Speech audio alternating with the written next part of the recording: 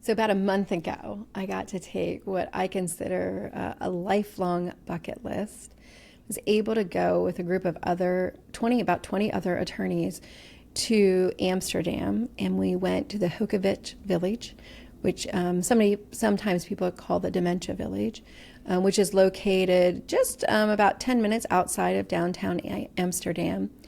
And the idea of this village is basically to totally take away all that we think about in institutionalized care. And in fact, quite honestly, when we were there, we learned that they actually had an institution, a building, a large building that was, multi-floors and had a nursing home there, and they tore it down. And they decided to put a village there and care for those same people, nursing home level people in a village environment. And the idea behind it is when you take away risk, you take away life. I'm going to say that again. When you take away risk, you take away life. It was so amazing to be able to actually see it. I'm never going to be able to do it justice. We're never going to be able to do it justice on this podcast, but to be able to see it, to see people who, in the U.S. would be in locked dementia units, see them living their lives was simply amazing. So I'm Julie Steinbacher, and my daughter and I, Courtney's a CPA, but we started this podcast, Hey Woman, as really a tribute to my mom, who we used to say, Hey Woman, when we walked in and talked to her. We both had the opportunity to go to the Dementia Village and meet with Eloy, one of the founders, and also Iris, who wasn't one of the original founders, but it's just amazing individual. Everybody that we met there was wonderful and amazing. And I'm the president of the $1 Million Solution, which is a coaching group that lets estate planning and elder law practices really have the lives and practices that they deserve. It's also very much forward thinking. How can we do it better? How can we do it better in this time as times change? And so I personally coach many attorneys across the nation about their practices. If you're looking for any of those attorneys that you want help from, there is a website, planningandprotecting.com, and that's a website that I've created and is able to have you get in touch with people who are like-minded in what I do. But important thing is, we were able to go to and see. We spent 2 days there, and then a half a day kind of debriefing with the other attorneys and social workers and people from law offices to kind of think about how could we, maybe if as elder law attorneys, maybe we're not building a place, but how could we take what we learned there and bring it back to our clients and make the journey better for them? And whether what they were dealing with was dementia or another diagnosis, like in my mom's situation, it was a restrictive lung disease. My stepdad's situation, it was congestive heart failure. But how can we make that better? And I don't know about you, Court, but I was so amazed and came home with so much more than I even thought, even though this was a bucket list and I couldn't wait to go. And I think, for me, I didn't know what I thought it was going to look like when I got there. So when you hear the buzzwords, you hear Dementia Village, is what a lot of us, would call it when we were going. Which Eloy hates that we call it that, because it's really highlighting the dementia part and not the person. Right. And we all have to be conscious of that. We don't want to say a dementia patient. We want to say someone who has dementia. So we want to be really focused on the person first. And I think, that theme was really spread throughout the entire village. And so, but when we use the word village, it was so hard for me to understand. And I had the misnotion when I got there that these were patients in an earlier diagnosis of dementia. But they weren't. These were what we would consider in the U.S. nursing home level care. These are advanced dementia patients, or patients who have a diagnosis of dementia, right? We have to, the languaging is so important, but it really was a village. And so I want people to kind of imagine it, although it's so hard without actually seeing it. But you walk through the doors into like this beautiful open courtyard. And the residents live in like little houses. There's about 7 of them. And, they kind of sort people in these houses based on the way that they lived their lives and the way that they grew up. And so, while these people may not have anything in common with each other, they have different similarities in the way that they eat food and the way that they like to spend their days and in all of these different things. And so it creates a neat environment because they have this underlying thing that they have in common with each other. But there's also, even the way that they think about how they present activities and different things like that was so neat, like the clubs that they're joining, and there were restaurants and all of this stuff. And you hear from so many different caregivers and families and support systems, and when you walked into these like locked dementia units, you're kind of just like looking at your loved one. Right. But here it was a whole experience, and they were living. They were living. Mm-hmm. They were living a life. They were. Which was so different. And some of what we learned there, gosh, Mom, was so simple. It really was. And I think I've seen it be attempted to be replicated in the U.S. I've certainly went to places, facilities, and please know I'm sure that they exist. But in my experience, the ones that I went to in the U.S., the big difference is they were kind of pretending. Yeah. And it was just simply that they were allowing these people to live. So they created an environment in a village where they were living their life. And there's some of that is, you talked about 7 people in a house and getting up in the morning, and we're going to decide what we're going to eat for lunch. And not everybody has to go. And of course, not everybody wants to go, but some people, they're going to go to a supermarket that's an actual little supermarket where they're going to actually buy the food that they're going to then take back, and they're going to prepare that meal for the people in that house. And some of the people are going to help prepare that meal. So it's not a pretend supermarket. It's a real supermarket where they're actually going and buying this stuff. And they're going to make those meals. And, people are going to be able to walk around. And there's a pub. And it's an actual pub. You can go in and get a drink. And if your family comes, you can go in together. And there's a restaurant. And again, an actual restaurant. We ate there. It was really good. It was. But, if I'm visiting my loved one, I could take them to a restaurant right there in that village. They really believe that without risk, there's no life. And you see that in the way they even think about people falling. I think for me, that was one of like the biggest mindset shifts. So I remember somebody in the group, they asked that question before we went out and toured it. They were like, well, what happens if they fall? And Eloy was just kind of like, well, people fall. And I was just like, well, yeah, but because I think for me, like when Nan would fall, it was this thing. Yes. It was you're like, oh my gosh, we're like putting her in an ambulance and we're taking her to the emergency room. Like we've talked about it on here before, like her falling was such a big deal. And I think for them. And it was if we had done something wrong or she had. Yes.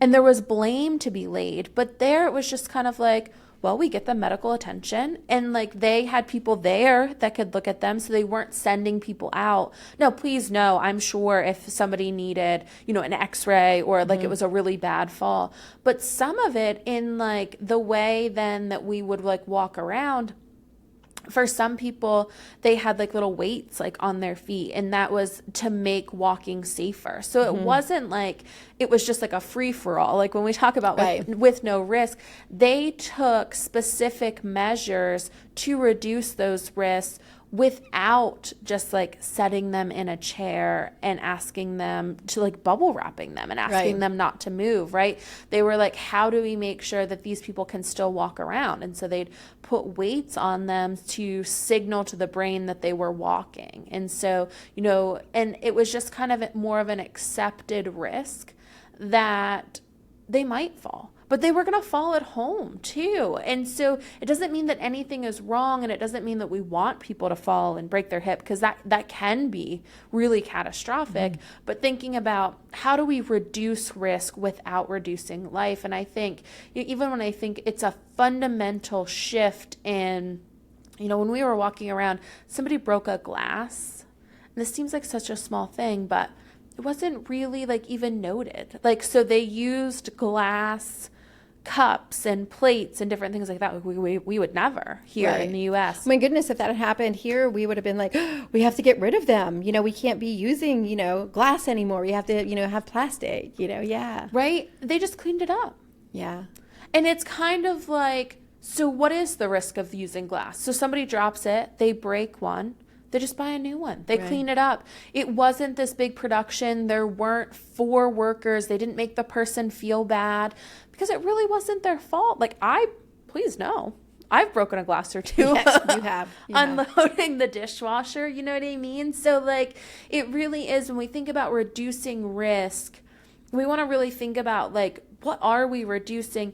And if we're reducing a risk, what's actually the worst thing that can happen?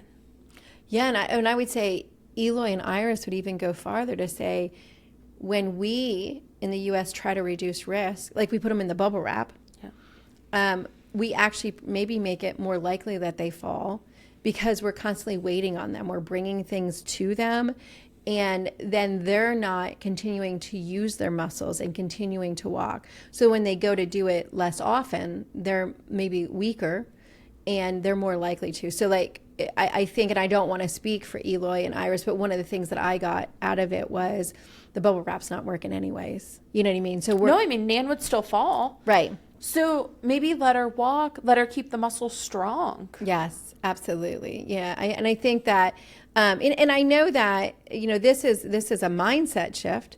As an owner of a facility in Pennsylvania, if somebody falls, we have to report it to the state. That's where some of that blame comes from, right? Is like, oh, something bad happened. And please know, of course, we have to have ways to make sure people are getting good care. But I think, what it really taught me was to kind of really take a step back and say, all of what we're doing to try to help people or protect them might be protecting them from one thing, but it's opening them up to something else. And at the end of the day, we're taking away life. We're taking away their ability to live. And that's, an injustice, because it's no fun living in bubble wrap, No, and I think sometimes, we talk about behaviors so often. They're like, this person has a diagnosis of dementia, they have behaviors. And I'm not saying that, people, even Eloy and Iris would say that residents of the Hogeweyk have behaviors too, but they're just kind of a normal part of the way that person sorts the world. And they're more equipped to handle it because, one, maybe the behaviors aren't as pronounced because they're living as normal of a life as possible. When they're walking around and they're getting tired, so they're more likely to want to sleep at night. Yeah, and I think that's such a big one that, like, especially, when we think about, like, caregiver technologies and things like that, so many people want to know, like, the minute that their loved one is getting out of bed because they could fall on the way to the bathroom. Like, I remember that being a really big thing with Nan is, if she had to go to the bathroom in the middle of the night, like, she could fall. And so, like, how do we make sure that, like, people know that she's getting up or different things like that? What was interesting over there, they didn't have somebody in the house overnight. There was a team of 7, and they knew who maybe would need more help than others. They really got to know the person. And those that were sleeping through the night, they were sleeping through the night because they had done things during the day, which I think is so important. We think about they're not sleeping and there must be something wrong. And so, we go straight to medication. Right. When maybe if they were more active during the day, or maybe you could use something other than medication. Maybe we could use a weighted blanket or, something like that. Like maybe there's alternatives to turn, and not that the medical community, not that we shouldn't turn to medicine and not that the medical community is not great, but maybe there are other things that will allow them to continue to live as normal of a life without all the side effects and the risks and other things that come from that. Well, I mean, sometimes with the behaviors, we add a medicine that might actually make them unsteady on their feet, you Right. know. And one of the things that Eloy talked about is that the average person in the U.S. who's kind of in the same situation is on 16 medicines, and over there it's 4. So, I mean, there's real, like we can sit here and talk about the fact that we thought it was great, but more importantly, the data that they've shown from the years of having it show that it is a better outcome. You know, there's less medicines. They show a graph of like how people go through a diagnosis and knowing that, you know, here it's like this steady decline, but there like people are okay and then they just pass away. And so they have less days of really being, you know, not able to live life. And so, you know, for me, I left with there really knowing that very simple, let people live, but also really, really impactful and working. And so one of the things that we did as a group of people is we had a debriefing. And what we tried to do is to say, okay, even if I'm not going back and, you know, building a facility, what can we as elder law attorneys offer to our clients as real actionable advice? Like, what are the things that we think people should be able to do? And I think, you know, the first one of those is including your loved ones in everyday activities. So grocery shopping, cooking, folding clothes, setting the table, getting their hair done. And I think sometimes as caregivers, we try to get all this stuff done for them so that it's done. And then they're sitting there waiting for us. And this model would be, you know, include them in it. You're making dinner, have them cut things up. You know, that was one of the things Eloy was like, yeah, we let them have a knife, you know. And Which, like, you know, you watched all of us sitting there, like, kind of like take a step back. We're like, what do you mean they have a knife? Like, Right. and we're talking about real knives, right? Right, like, yeah. They're cutting potatoes, right? Like, and so, but I think, you know, we inject sometimes artificial activities. So, you know, we send them out to go play bingo. And please know, I'm not knocking bingo. I think I like bingo, yeah. Yeah, I mean, and I think it's a good, you know, social activity. Or, you know, they put up these Wiis and they go Wii bowling or different things like that, which is always a little bit funny to me to think about, like, all of these, like, people who maybe didn't grow up with technology trying to, like, Wii bowl. Though I would say there's some people at Nipponose Valley Village who could beat younger kids at Wii bowling. They got quite good. They have.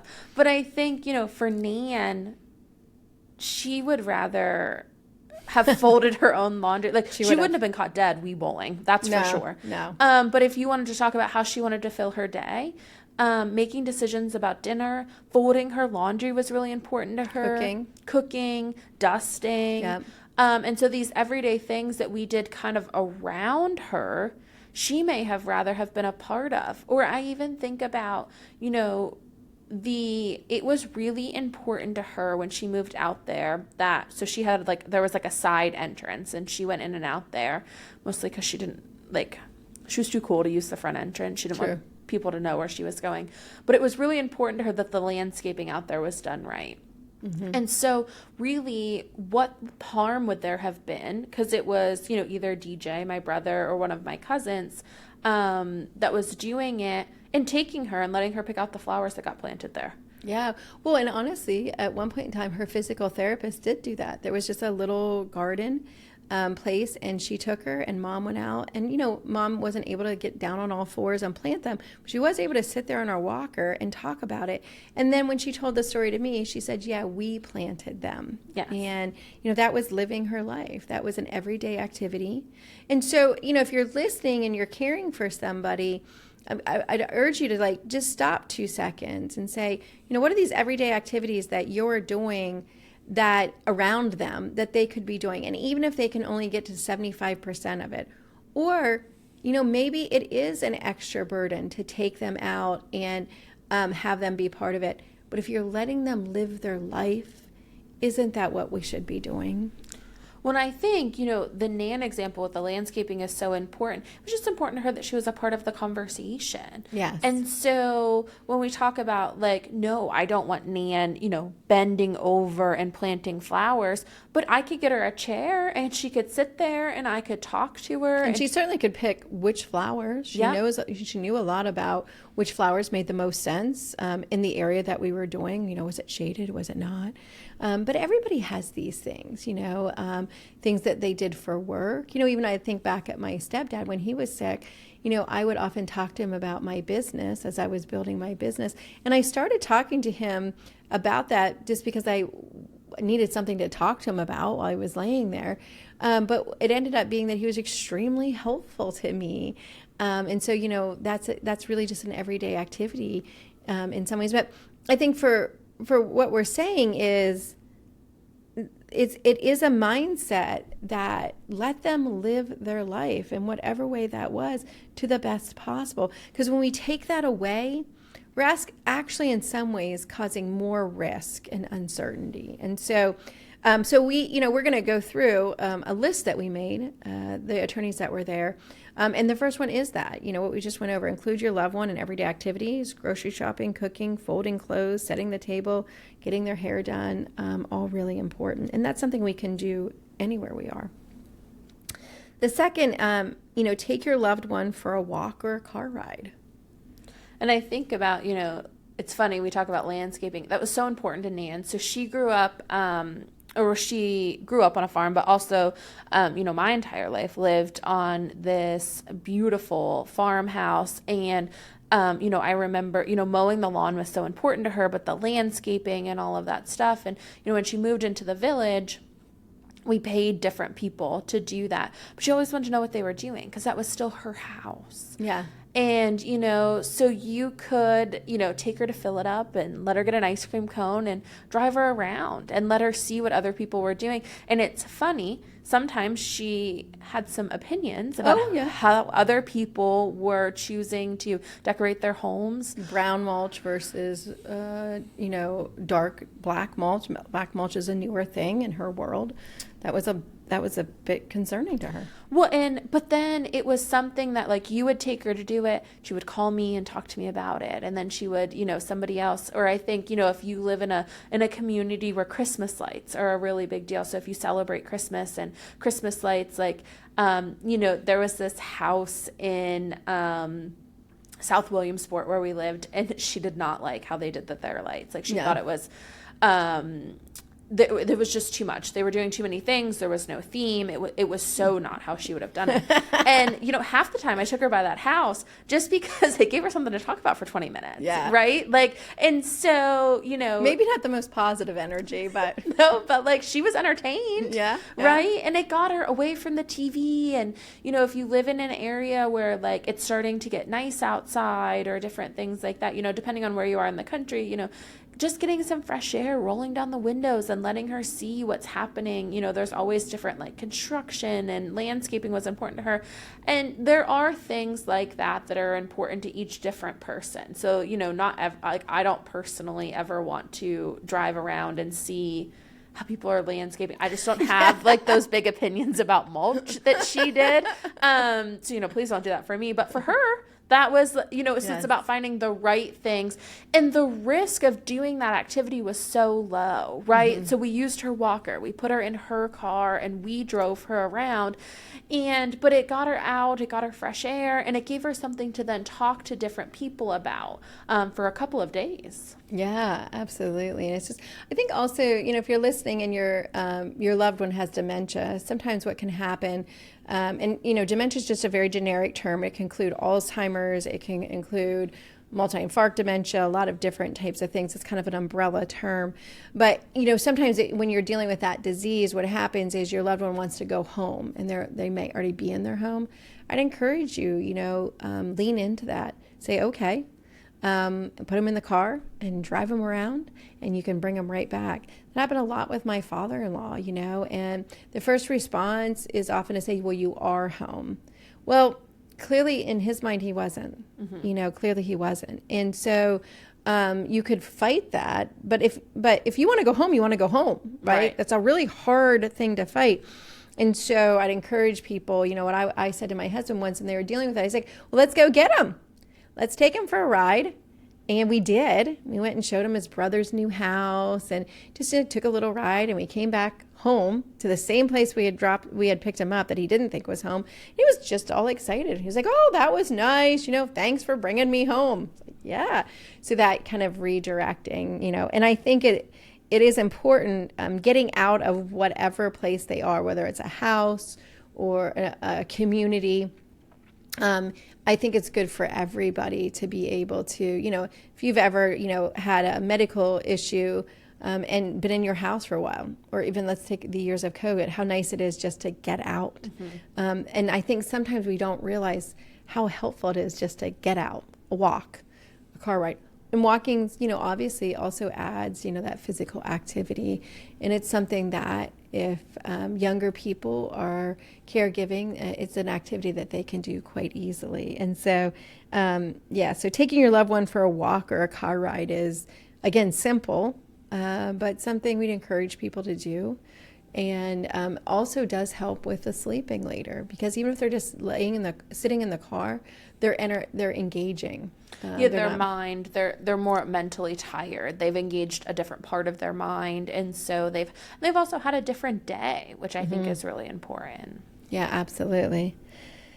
And the third one is to play games or cards with your loved one like they used to play. And I think for this one, I think back to my grandfather who had dementia. We play a very regional card game called Setback, which is a very central Pennsylvania game.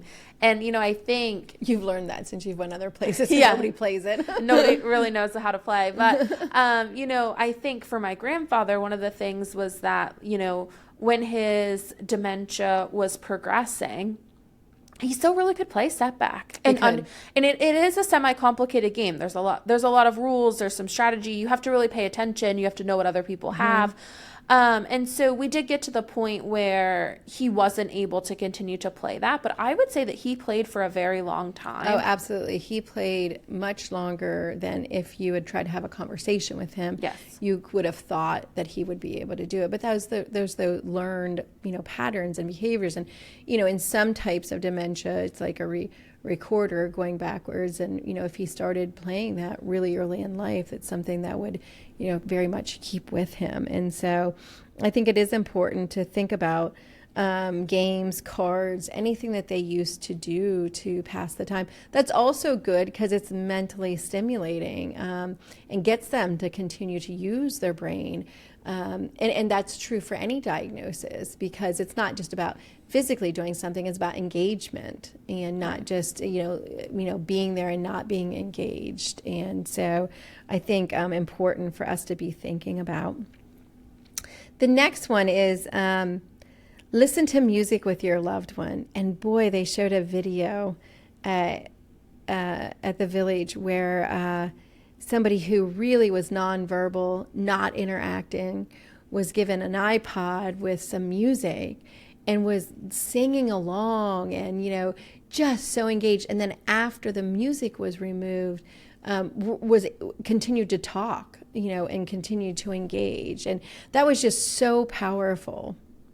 And I think, when I even think back to our own journey in caregiving too, Nan played the piano. Yes, she did. For a really long time. And that's how she kind of worked through things. And you could kind of hear her emotions based on how hard. Oh, yes. When I was a kid and she was banging that piano, it was like, oh, she's in a mood. But I think, it was something she brought her piano with her to the village, and you would hear her. And I can remember just sitting there and listening to her, work out, the changes in her life in the piano, or, around holidays and different things like that. We would, bring the recording of church, and she could hear the choir, and that was really important to her. And so I think music has such different aspects for different people, but it can be a really powerful tool in kind of filling the space. Yeah, and I remember, with mom, that's even something that like I wasn't having her play the piano. She had two rooms and it was the other room. And one time, again, asking for help, as we've talked about on here, I was away and Buddy was away and I needed somebody to stay with her. And actually the cook at the village, the head of the dietary department, who she had befriended after if you listen to the other episodes, she thought for sure she was being, poisoned. But that person had become good friends with mom, and I had asked her to stay overnight with mom, and she got her up the next morning and had mom play the piano. See, I had forgotten, I'm so into what do we need to do, but right. Mel had her play the piano, and mom so enjoyed that. Music is just such an important part of our lives. It engages a different part of our brain. I know even when my mom was passing, I made for sure that, we put on music that she really liked. And that filled the space for her and for us in a lot of ways. I encourage people too, if you're caring for your loved one and, you're taking them to a doctor's appointment, don't put the music on the radio that you like. Put the music on the radio that the person that you're caring for likes. And that took me a while to get there with that. Yeah. To be honest with you, where like I was like, oh, I don't want to listen to that music. And then, that was one of the things in my transition of leaning into, well, if that's what she wants, like, and then I'd be taking her to the doctors, and while she's looking at everybody's mulch, I can hear her humming along to the music, and it just was nicer for her. I will say, music is definitely used to calm down behaviors, and I would just, encourage everybody, if music isn't being part of the life, like, add it. We're always taking away. Add some music and add that in all of this, and see how your loved one reacts. So I think, this podcast episode, we kind of like set up the Dementia Village, and we talked about all of just a couple of the things that we learned that are really activity based, right? This is about really going back to basics and adding back in, your everyday, your normal, but there's so much more that we learned. And so we've decided to kind of split this episode into two parts. And so, next time we'll be back with more things that we learned from the village, which were just phenomenal, but kind of talk a little bit more about maybe some of the medical things. This was really, kind of about the activities and how you're spending time and things like that. So I would encourage our listeners, if they haven't already, to go ahead and rate and comment, and then to follow along with us on Instagram and TikTok and Facebook at the Hey Woman Podcast. And if you're somebody who's looking for an attorney like the ones that went to the village, who are forward thinking and really looking to kind of change the way that we think about care, the Planning and Protecting website has a lot of great like-minded attorneys if you're looking for somebody in your local area, or you're looking for some resources on how to really get started. And so we hope that this episode has provided a couple of actionable things that you can really take to change the way that you think about caregiving. And we'll be back next time with even more things to really change the way that we're thinking about it. Yeah, we just thank everybody for opening up their lives, a little bit of space to let us in and share with you.